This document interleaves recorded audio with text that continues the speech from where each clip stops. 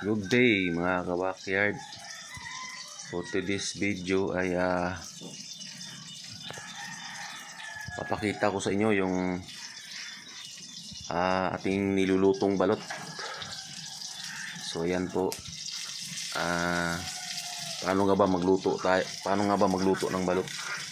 So ayan, 20 minutes, 15 to 20 minutes yung isasalang natin. At kapag kumulo na ay hayaan nating kumbaga dahan-dahan yung apoy kapag kumulo. Tapos 5 minutes pwede siyang tanggalin. Yan ay luto na po. 5 minutes na yung dandahan lang yung apoy. Yung pagsalang niyan ay 15 to 20 minutes at luto na po yan. Depende siguro sa klase ng lutuan.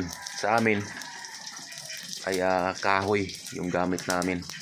So ayan, nagluto tayo ng balot ngayon dahil papasok na tayo sa ating trabaho.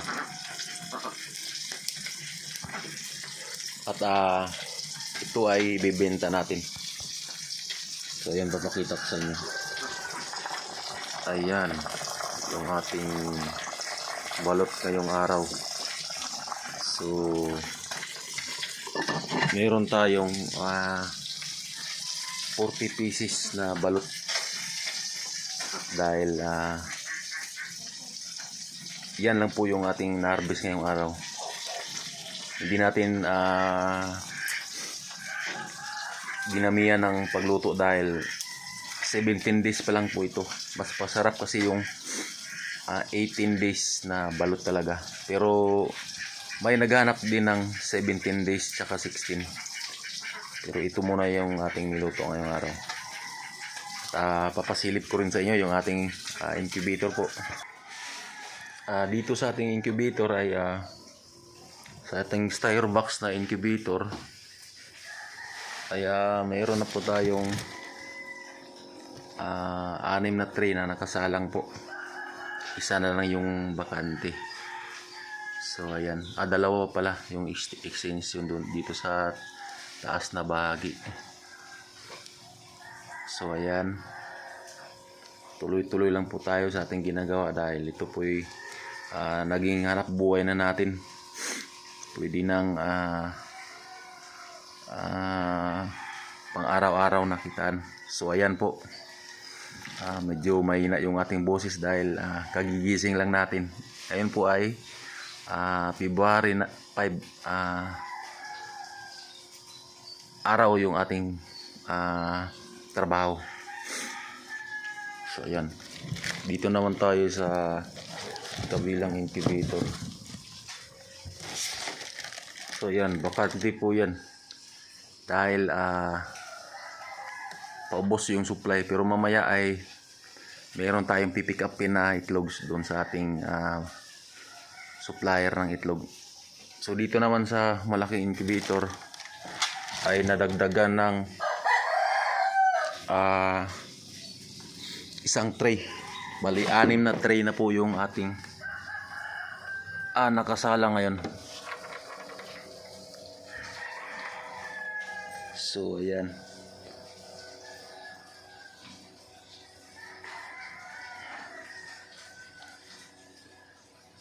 bali 7 pala. 7 yung ating nakasalang.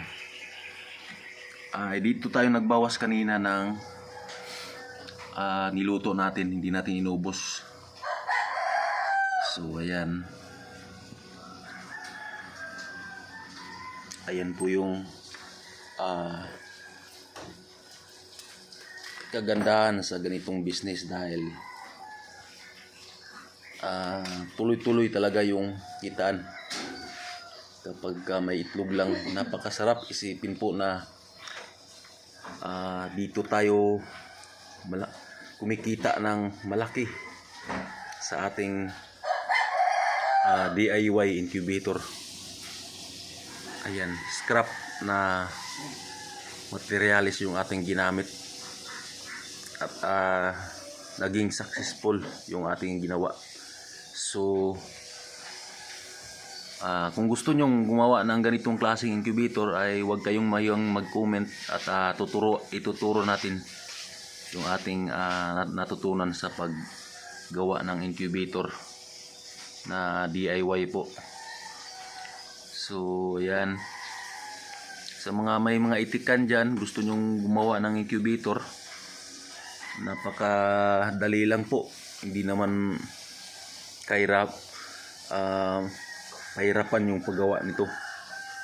Dahan-dahan lang at siguradong makukuha nyo yung tamang timpla sa paggawa ng incubator. Bali, isisit mo lang ng tama yung thermostat. Ayun, gagana yan. Susundan nyo lang yung ating kaunting kalaman. Ayan, 3 ilaw, isang pan. 3 ilaw yan, isang pan. Ayan, tubig, tsaka thermostat. Ayan, yung STC 1000.